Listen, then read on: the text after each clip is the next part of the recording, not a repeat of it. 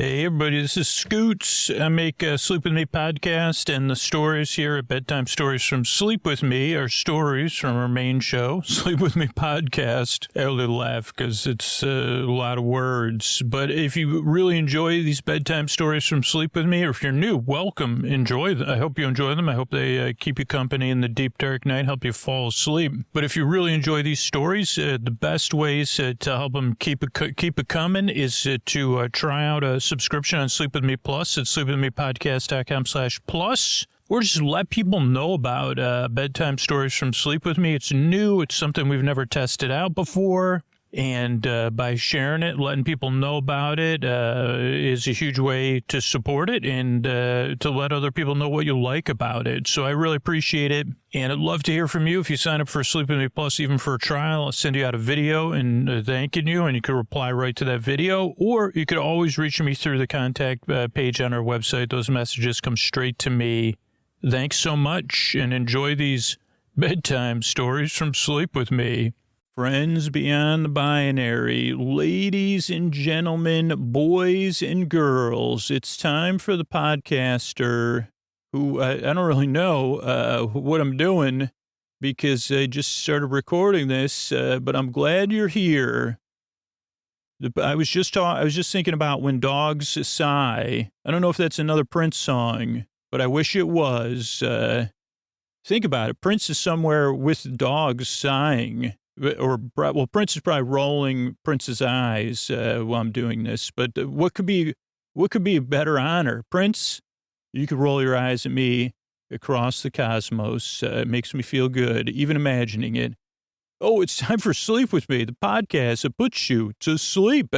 And these sponsors are the way I'm able to be here for you. Thanks. Hey, everybody, this is Scooter. I make a Sleep With Me podcast, and that's where these stories come from, bedtime stories from Sleep With Me. And I hope they help you fall asleep if you enjoy these. Let people know about the show. Just share it when you share stuff. Hey, I really like these bedtime stories from Sleep With Me. Or you could always support the show on Sleep With Me Plus. That's how we're able to do this. You could sign up at sleepwithmepodcast.com/plus. You could test out a trial even, but if you value the content we make on Sleep With Me and here at Bedtime Stories from Sleep With Me, it's the most powerful way to make sure they're here and available for you now and in the future. And you can always let me know about it. When you sign up for Sleep With Me Plus, I send you a thank you video. You can reply right to that video, or you could get me through the contact page on our website, right at sleepwithmepodcast.com. So thank you so much, and good night. Hey everybody, it's Scoots here. Welcome to another episode of Spice Friends. I believe this is episode 8, but you can listen to them in any order because it's our episodically modular serialized series. And when you say, how could it be episodically modular and serialized, Scoots, I said, let me ask you a question. Okay? Fair question. Have you ever had cereal for lunch or dinner or dessert or a snack? And if the answer is no, totally cool. The answer could be no, could be I don't know, could be yes, could be maybe. And that's enough for a sleep podcast. That's like because the sleep podcast, while it goes out in the deep dark night, comes from the great gray zone we all live in. And cereal, you like most of the time for breakfast, but not always. Cereal also has broader definition than how I would define it. That means it comes in a box with hopefully a puzzle on the back that no longer contains toys, but unfortunately for the youth of today, maybe, I don't know.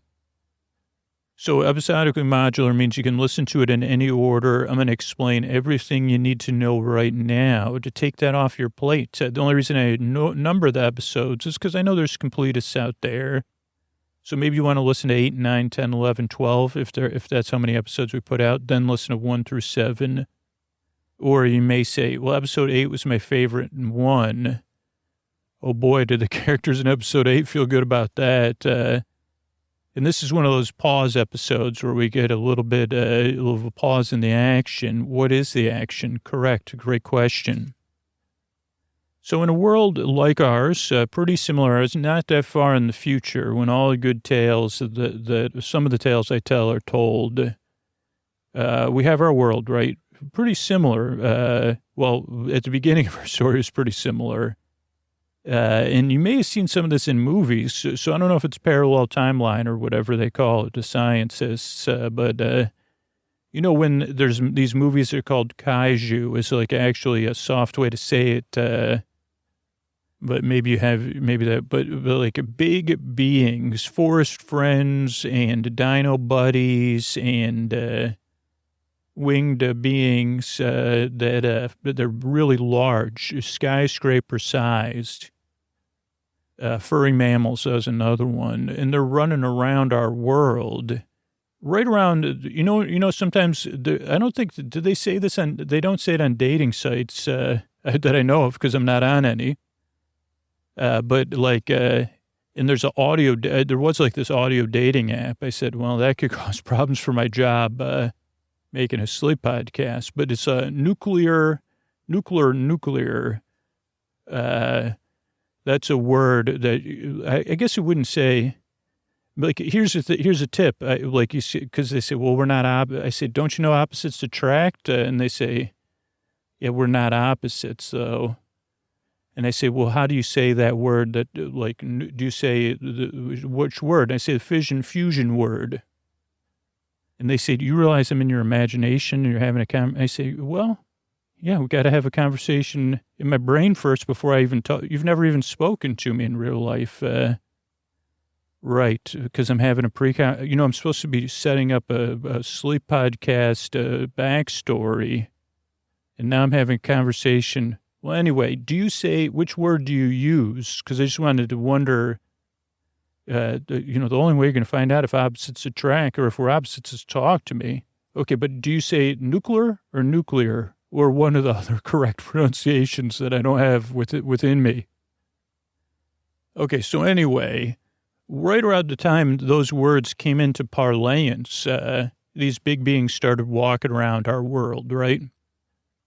And they would make a big fuss and a muss and knock over buildings, and particularly they had a thing for giant billboards and neon signs. There was video games based on them, everything, right? And a page of Rams. The video game was called A Page of Rams. I think they even made it into a movie. Oh, yeah, they did with The Rock. I've never seen it, but, right? Is that what The Page of Rams is called? Anyway, living in a world like ours with these big beings walking around, not exactly easy on your limbic system, eh? And so people said to their leaders, hey, can you deal with this? My car, I still had 2 payments left on that thing. And the big furry ape stepped on it. So at the time, the leaders here in the United States was President and Vice President Smith, the first father-daughter team, or whatever. I don't know. What do you call that? President, Vice President. And they were dealing with it the best they could. They had to make a lot of tough choices, including President Smith eventually becoming a big one and then dealing with the big ones. They also sent a team of astronauts to another planet called Planet Zipper, that said they had a solution. They said, also, we're going to put everything on Earth into hibernation. Because then while the astronauts come to our planet to learn the solution of how to deal with the big ones, you'll all be asleep. But the big ones, their metabolism's slow or fast or slow, something, because they're so big. So you'll all wake up first, and then you could get everything dealt with and get ready for dealing with the big ones when they wake up. Because when President Smith had to, he didn't actually deal with the big ones. He just brought them to Big One's atoll. It was a secret plan. And he ended up visiting the big farm in the sky. I think, actually, I got to check the episodes because that could be a key continuity question. And Vice President Smith, she became president for a time. Then, of course, when this kind of stuff is going on, and an entire planet goes into hibernation, tends to the national, things change. So then by this time, President Smith had left politics and leadership, then returned as president of the world, which is CN, the Collective Nations. one of the astronauts returned, only one, and said, hey, I've got the solution from Planet Zipper for dealing with the big ones. It's through children's programming, song and dance, teaching children to articulate their feelings through song and dance or process their feelings through song and dance, something like that. Healthy boundaries type stuff. They didn't have this programming when I was a kid. It was like giant robots punching each other. And they were voiced by the same people that were like, anyway. So, so it ended up working, not in the way, like it created these spice friends, which were also giant spices, which was kind of part of the branding. Planet Zipper was really good at this stuff. So they had already set up all the branding, all that kind of stuff. So giant, like cinnamon stick or whatever, was dealing with these big ones, the big beings. And it worked, and it kind of didn't work because it wasn't so clear, like do a song and dance and a giant lime leaf will appear. It was a little bit more subtle than that. And I think like when you got giant furry apes walking around, nuance is not at the top of everybody's to-do list, right? And it was also confusing where are these beings coming from. There's like the astronaut was offering this manifestation theory, which just kind of seemed like, wait a second, so the atoms in the soil make the big ones. But, at the time, you say, okay, we'll put a nuance aside. We'll put these questions aside. We got to deal with this. But also, other people have other ways of dealing with things other than the way some people, everybody deals with things in their own way, including nation states, particularly under times when the intensity of feelings is strong. And so there was conflicts around how to deal with the big ones. Some people, some countries, or I don't think they're called countries anymore, but collective nations. I don't know. The other ones, they eventually became the big one nations, and they would align with the big ones. And then our Team Spice Friend, we'll call them, President Smith and the astronaut, and a large number of the collective nations, but not everybody. They said, okay, we got to get more, the big ones are active, we need more Spice Friends. They introduced these toys, like limited edition toys, but mass-produced, but still limited edition when you're sending them out to the entire globe. Even 200 million, so limited edition. But I don't know if that's the number, so don't quote me on that. But so that did cause more Spice Friends to come and to distract the big ones. They started participating in what I would call parallel play. But they also seem like they're playing together. But that contemplative state you get into when you're doing some hardcore parallel play? Or at least I know who my introverts are. They're nodding their heads out there. Very meditative state. So that was the status of the big ones and the Spice Friends. But then with all the people, these toys kind of became a currency because it was global and people wanted them. People were participating in their manufacturing. They actually created a sense of, they were like a bit like a talisman, if you don't mind me saying. And people kind of got caught up in it. And then, of course, different people tried to control the flow of the what they started calling NFTs, new F-word toys, and things kind of fell into a little bit of a chaotic state, even without the big ones and the Spice Friends being occupied.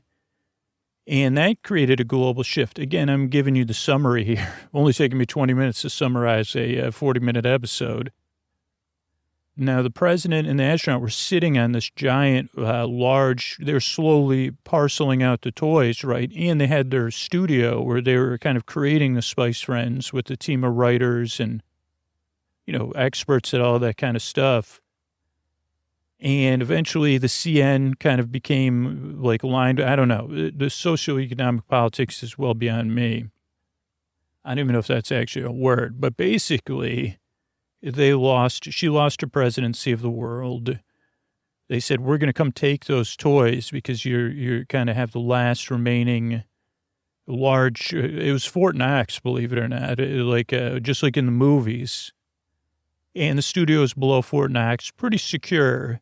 And that's kind of where we left off. So President Smith's lost her presidency of the world. They've lost their ability to broadcast the Spice Friends show and all the affiliated programming that supports the underlying well-being of children that somehow, by something we don't understand other than a theory, creates the Spice Friends, which, so not a good situation, though when we last left off, the big ones in the Spice Friends were still participating in parallel play.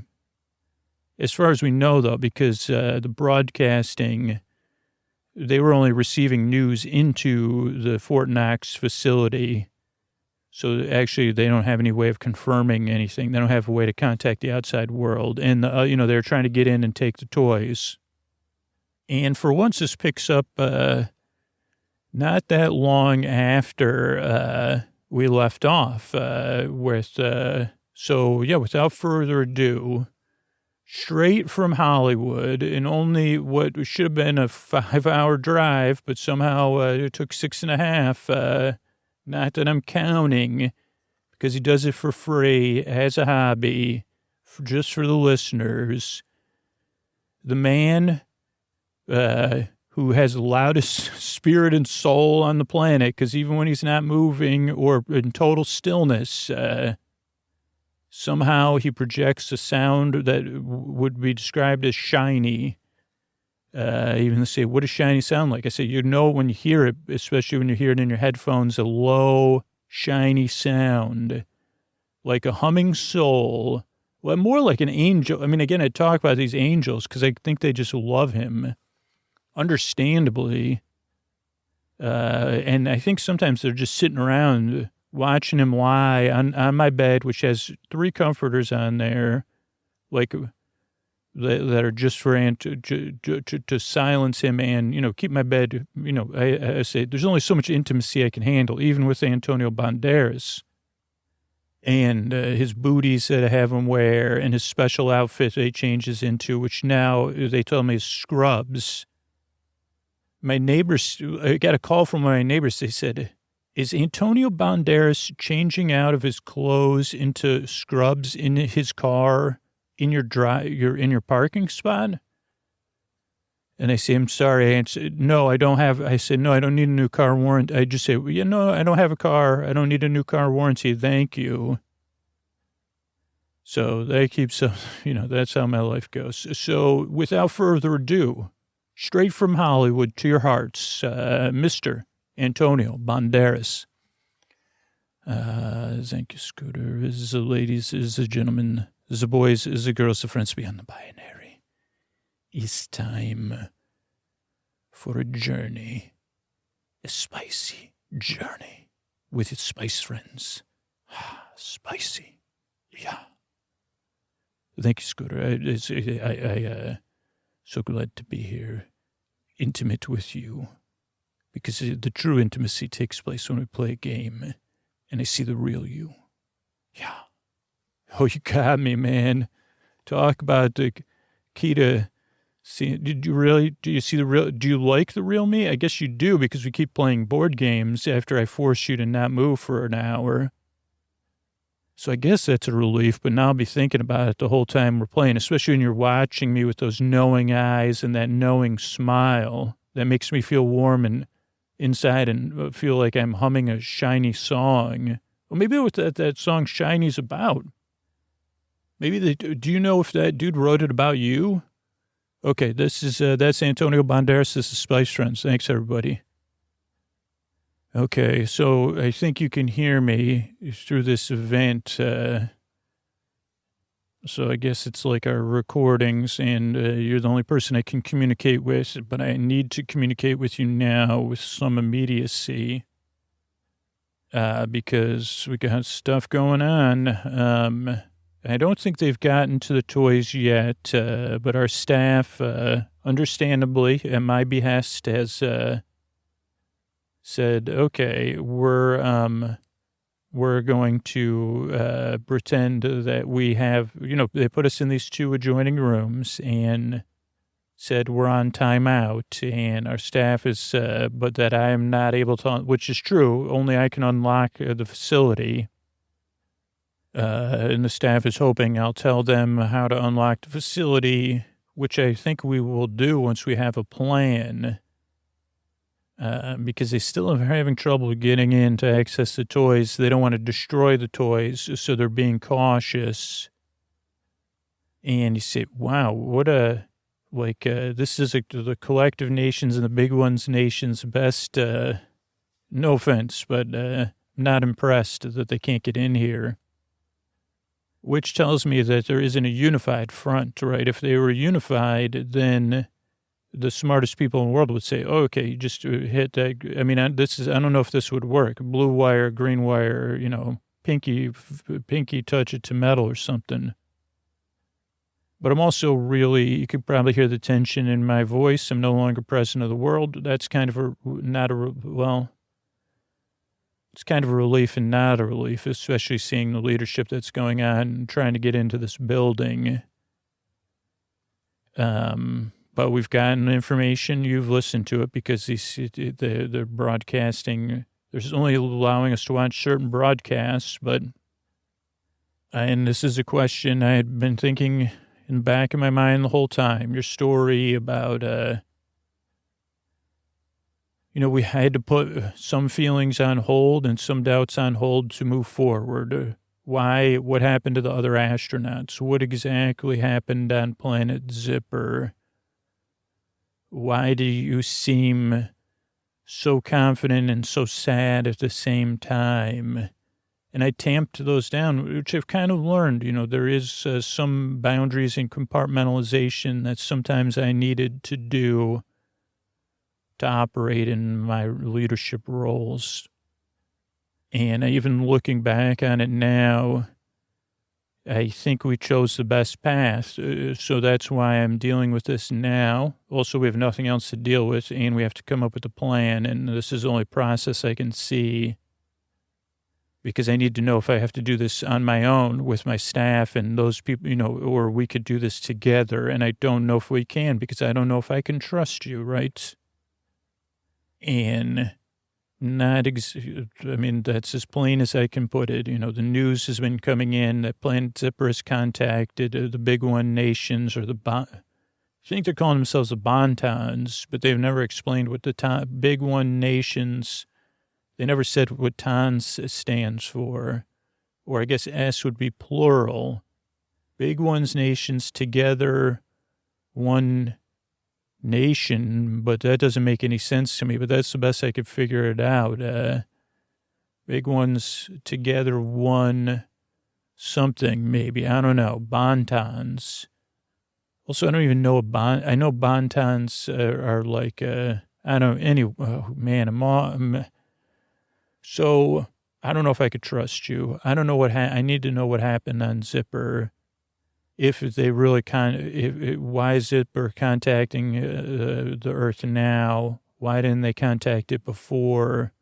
You said they couldn't, or they wouldn't, or maybe you said you don't know what happened because the time you left, it's the time you arrived. I think you just acted surprised. I don't know. My head is bouncing around. But the message on the news is that you're not to be trusted. And that, therefore, I'm not to be trusted. And my staff is confused, but they still trust me and want to trust me. Me? I'm wondering, I think I can trust my best judgment, and I did the best I can, but, I need to know what happened. I need to know, that's where we're at in this situation. So tell me what happened and start at the beginning.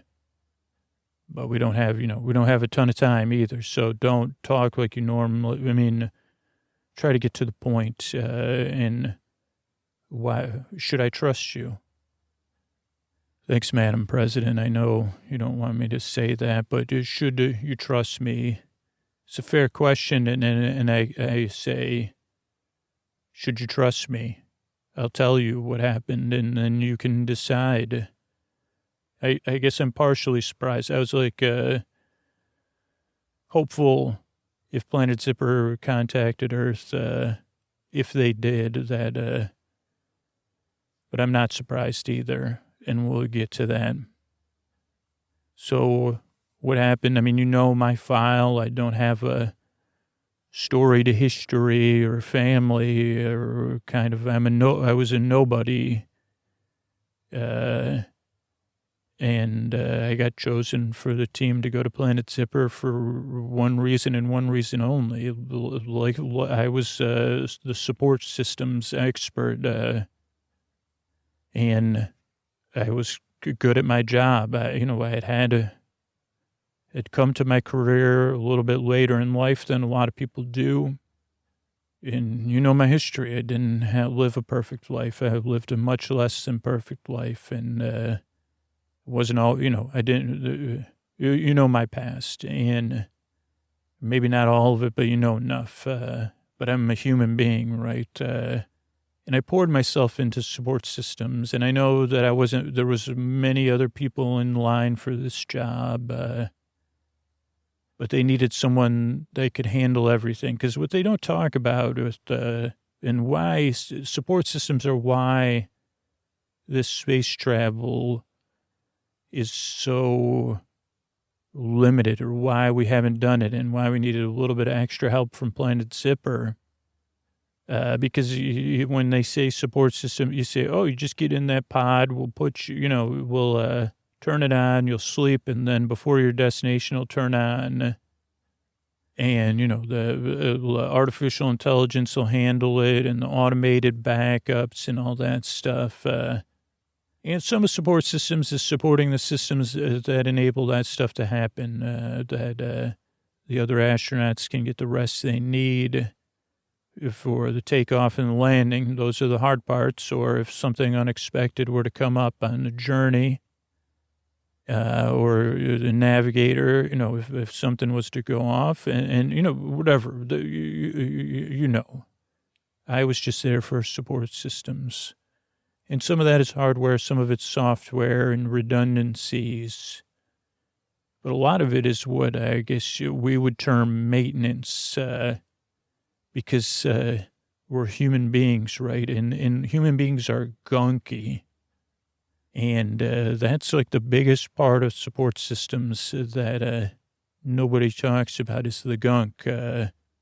Whatever, we're breathing, our breaths are humid. I'll leave it at gunk, Madam President, because you said to stay on topic. So for me, it wasn't restful because I had to get up on a regular basis. Either something had to be changed because of one of the redundancies of a filter, but there's also a lot of wiping and cleaning and flushing of systems. That's the support systems that see. I guess it's just too boring and gunky. You say, well, I don't want to know about gunk in space. But it's really something that even engineers, I guess, as human as we are and as egotistical as all humans can be, we always underestimate the gunk. And I'm not talking about, the gunk that you don't want to think about. It's like the gunk you're not aware of, like when you rub your hands together and you say, oh, I'm making pencil, those whatever. That's the kind of gunk I'm talking about. And that adds up. So I would get up on a much less restful basis. So my aging and my experience of time space was not the same as anyone else's. And I was alone a lot of times while everybody else was at rest. And let's just, if my job was support systems, Madam President, I failed at my job.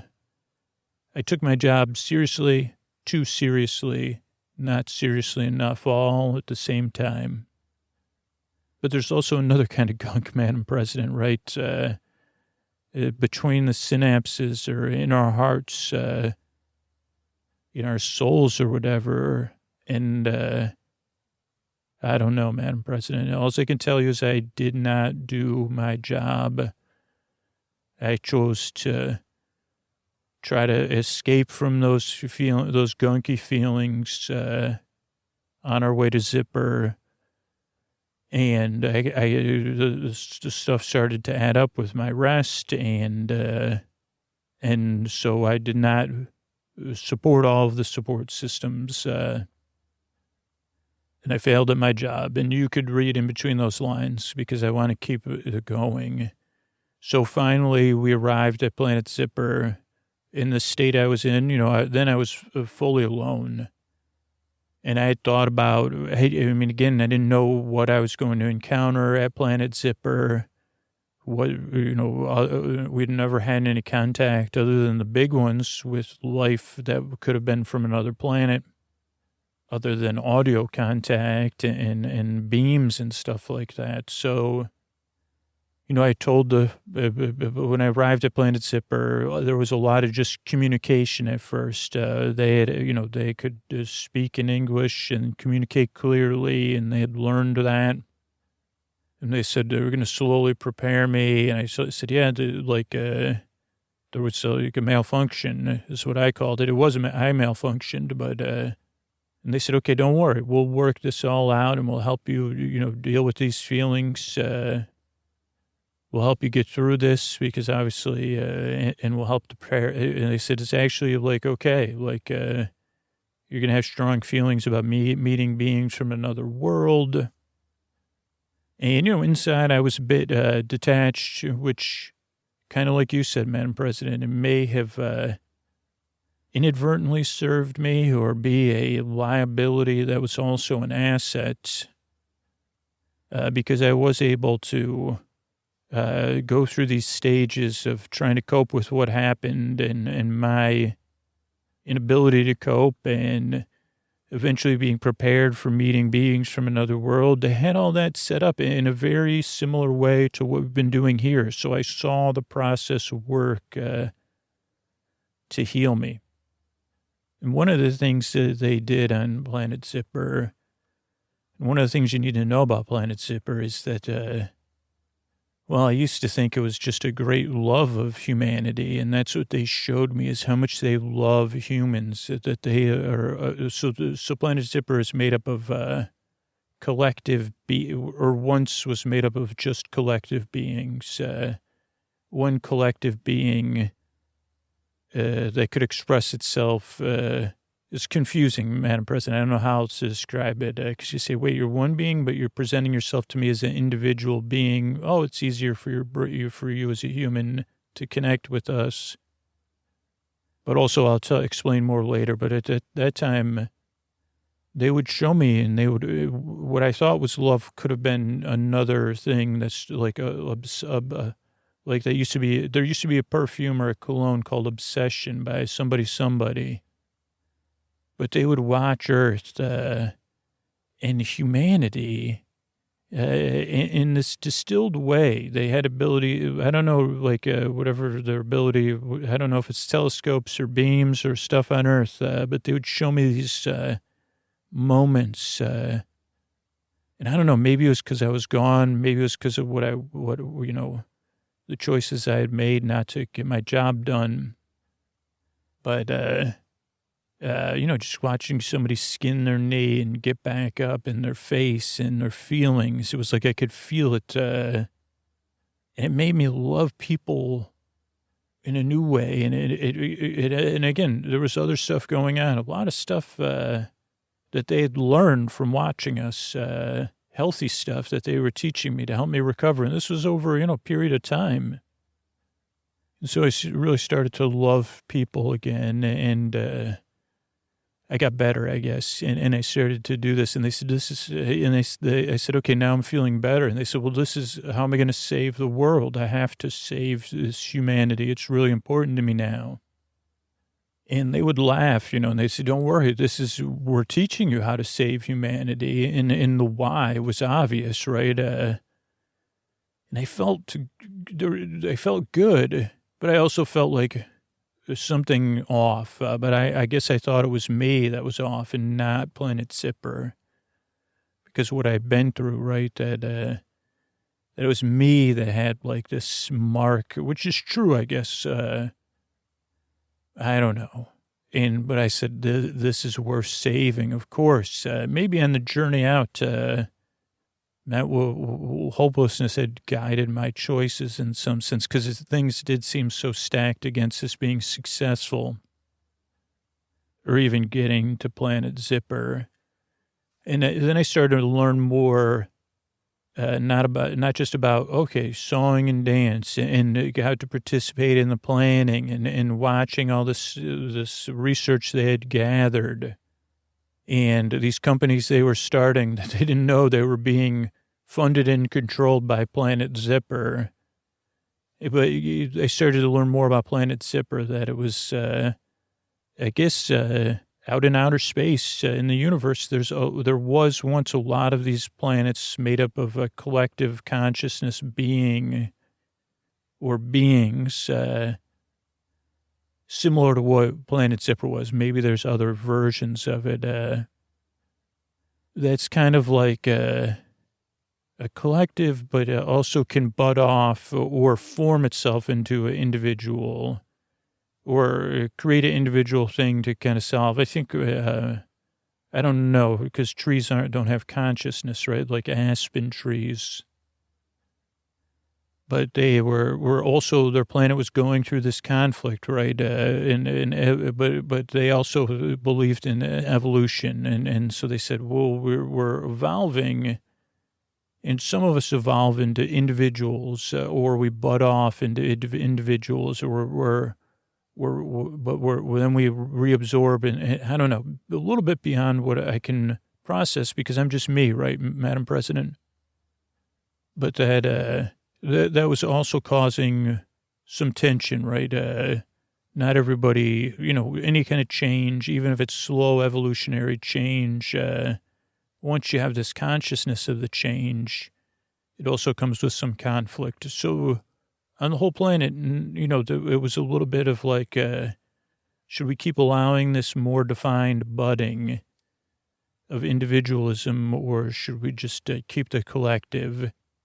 And that it was associated with the love of Earth, watching individuals. Now, why was this really important, and why was this conflict increasing? Well, because, like I said, there used to be other planets of the same being, and they were in contact with one another. You could say they were collective individuals, right? Other planets with another collective individual on it. Organic like us, but different. But they kind of told me their history and that why the big ones were so important and why helping us was so important was because the big ones, that was why there was no more. They were the last planet, the last of their kind, and that they were afraid of the big ones. And that right now, something had brought the big ones to Earth or made them manifest, and they didn't know when they would, and they thought like this conflict had something to do with it, but it was important for them to solve for their own. And again, that also within their own conflict was that thing of like, well, if we're individuals, then we're no longer what we are. And we need to preserve this collective way of being, this collective being. So just like the drive we all have in some sense, the drive for life. And the other thing I learned, because I was healing, was that in this collective organism, this collective being, it had feelings like we do. I don't know if that's part of consciousness or not, emotions, but that their emotions were much more powerful because they were a collective, right? And one way they demonstrated it was the what do you call it? One, they used it to help me to heal, but they also used it to hibernate. That was how they kept the hibernation going and started the hibernation. It wasn't just a hibernation ray. It was them kind of putting our planet into hibernation with their feelings, some sort of comforting, I don't understand again, but like triggering some sort of deep instinctual drive for rest to preserve the well-being of our planet. That's what they told me. And so they kept training me, and, I became very engaged. I was driven. I've said, well, I still am not comfortable, but I guess I kind of understand this, but I could see the conflict within their way. And I said, well, geez, conflict is our way too. It's not a, sometimes the conflict is just there under the water, right? Just like on Earth. And so we really focused, and they kept teaching me and showing me, okay, if we can help you deal with your feelings, then you can we think you could create these spice friends, right? And that the spice friends will kind of counteract the big ones. And then that's when I made the connection, right? That's where my manifestation theory came from that I presented to you, because it sounded so sound, even to me. I said, okay, so wait a second. Is that your theory? They let me lead myself to my own conclusion in some sense, Madam President. I said, so the big ones are from our feelings about our powerful discoveries in science that, and then people choosing to use that science in an offensive way that could have, big consequences, like those feelings deep down created the big ones, and they kind of like made me believe that let me believe that I was correct. And then it made perfect sense. Oh, okay. It does make perfect sense without beyond, accepting some things I don't understand. Okay, then of course this training you're giving me can create the solution. If we could create the problem, then we can create the solution. If our feelings manifested the problem, then our feelings can manifest the solution. And I started to feel more and more confident, right?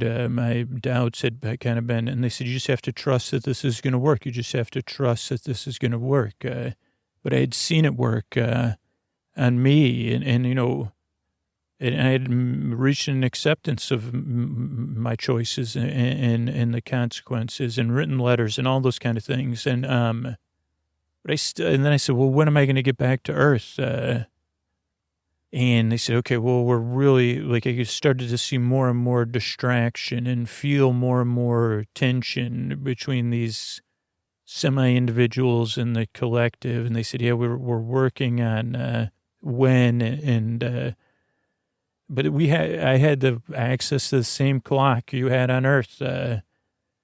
They no longer were able, they couldn't, they'd used up so much of that feeling or whatever. It wasn't like they could just put the big ones back. And they didn't seem, or that's what they said. They said, well, we can't access that, we won't be able to put the big ones back to sleep without putting the whole planet back to sleep. We wouldn't be able to do that until, and I said, okay. But it felt like people were looking at me, especially the more defined the individual parts of this collective were, that, and I know, Madam President, I'm asking you to trust me on something I can't even describe clearly, because I don't know how to describe it. I don't think my brain even was, but so they would talk to me, and it just seemed like there was more and more tension growing and more sadness for me, even though I believed this was going to work. I'd kind of felt it. I said, this is going to work. But I also had, become quite interested in their history and what history I could access, mostly through spoken word and talking and saying, hey, tell me about this. And that's when I made this accidental connection, Madam President, which was like, well, when did you start watching Earth? Because that is where, like I said, is this a love of Earth or something? Sometimes I would feel, especially from the collective, something beyond even a matriarchal or patriarchal loving relationship or a friendship, or even like a lover, something that is just on the dial a little bit outside of my comfort zone. But again, I thought it was me. But that was when I found out they discovered Earth, because of those same tests.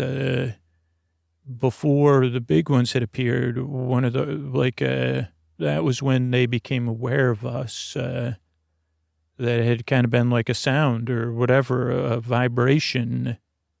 And that's when they fell in love with Earth. As soon as they discovered it and saw it, and then especially, and I think from my understanding is they thought Earth would satisfy their need for individualism.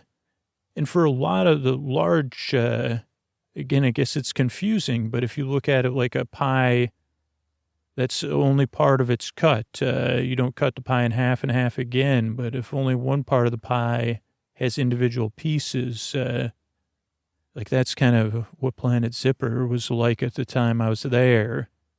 They said, okay, well, maybe this will satisfy most of our needs for individualism. And these other buds, maybe they'll keep evolving. Maybe they'll become individuals. But the majority of our world, the last world, will stay this collective. And maybe one day we can move outside of this collective. But really, we have to find a way to keep this collective going. So this thing with Earth, it was less just about love than about utility. And then again, that struck me in a feeling place, and they had been the ones that made me so sensitive to my feelings. And so in my spare time, I started working on my feelings about this. I said, geez, I don't know about this relationship they have with Earth. It's a little strange to me. It doesn't just feel like a loving friend or like a pen pal or something like that, you know? So, yeah, I guess it's confusing, Madam President. I keep going on and on and on because I guess the stuff about trust was that my trust started to slip away with Planet Zipper. Where I was like, wait a second. And then I kept asking again, when am I going to go to Earth? What's going on with this tension? It's pretty apparent to me that there's a tension going on. And I know this is going to work. Why don't I, the clock is rolling down. I would have to leave by this point. And we were getting close to that 0 hour. And finally, I started to chip away.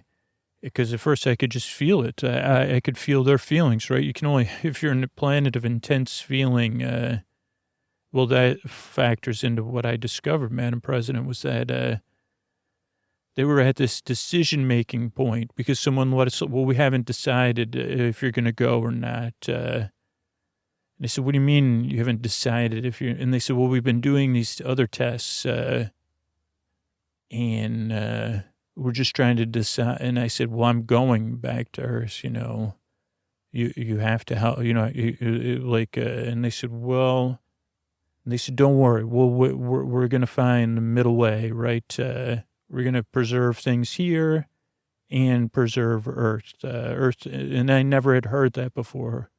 Preserve Earth. What do you mean? They said, well, we need you. And I said, I thought you were helping us. I know you like us. And they said, but you need us? This was the parts I thought I was friends with, right?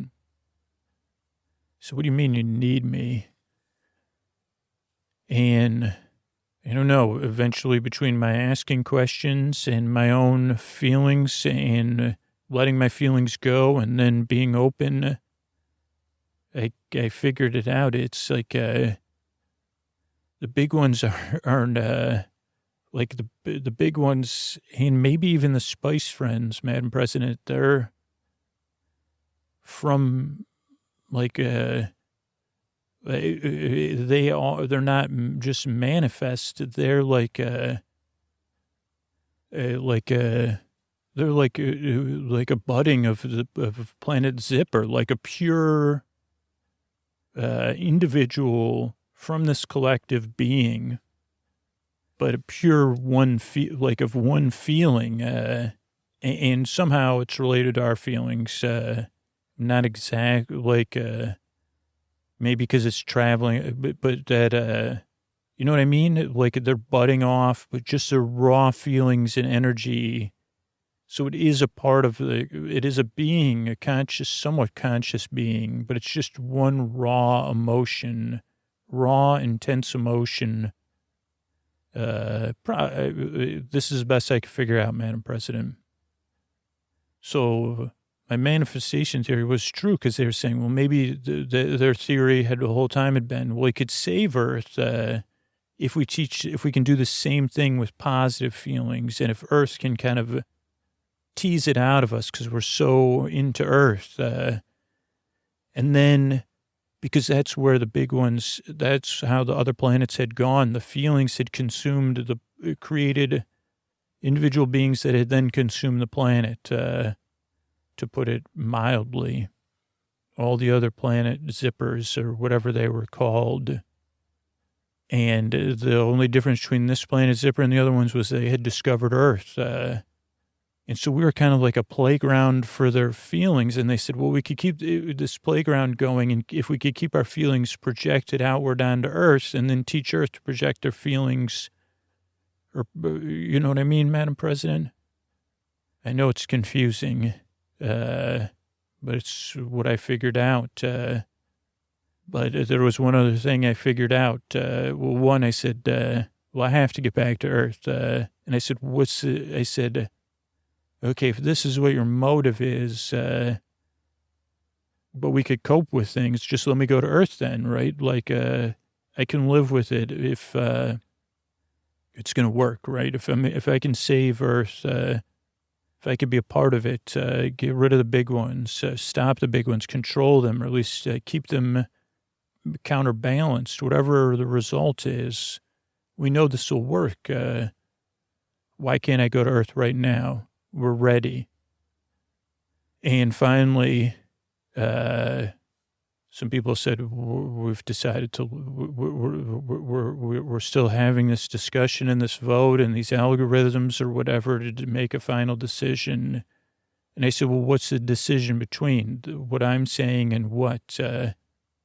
And they said, well, there is a theory that we'll be able to project all of our negative, strong emotions, like empty out our entire ability to create big ones onto the Earth, and to keep doing that, and maybe just keep it like maybe there's a way we could just kind of use the positive energy to keep, so Earth would just become a place of big ones, and then maybe some spice friends slowing things down. And they said, yeah, maybe just only big ones, that your ability to adapt would be enough, and that you would become a place, because of the individualism and because we're not them, that would be okay, right? And of course, Madam President, I said, we got to get me out of here. I can't believe you would vote that way, or that you would decide these things. But you have to let me go back to Earth and save Earth, and try. And so they snuck me out, and I headed back here. And I just hoped I knew we would have this conversation at some point when we were ready. And there's just so many other doubts to overcome, Madam President. I thought about it in the times I was awake on the return. And luckily, Planet Zipper had, they taught me how to deal with the gunk inside me, and the, organic gunk too. But I thought a lot about it, and I said, there's no way I can just load all this on you and then ask you to believe me. I guess I would have to earn your trust and then lose your trust to get it back. And that we're also in a position now where apparently, I don't know how things turned out on Planet Zipper, but we have to figure this out together. And we'll get through it, just like we both know all will be well. And I don't know how, Madam President. That's what okay. We'll figure, I know that you're the leader we need right now. And that we're going to get there. And maybe we should just rest while and give you space to see if you could trust me, whether you can do it on your own or I can help you, Madam President. I'm here. And that's where we're at right now. So I'll talk to you. I'm going to rest now and get some sleep. And remember, all will be well. Good night, Madam President. All right, I want to thank everybody that reviewed the podcast recently. Somebody said it sounds like I haven't left the house in 12 days and I need to calm down. But that's understandable. But then somebody else said 5 stars isn't enough. XOBR said, I tried to listen to this podcast for over 3 years. It never worked for me. A few weeks ago, I was dealing with a lot, and I Googled sleep podcasts again, and as usual, Sleep With Me was at the top. I finally clicked on it, and it worked. Scooter is my friend in the deep, dark night, and you can depend on him. I used to be one of those people that skipped until 20 minutes, and now I listen to the intro as I get ready for bed. Could not sleep without Scooter at this point. This podcast is invaluable. Thank you so much. This is really nice of you, and I'm glad you tried it again.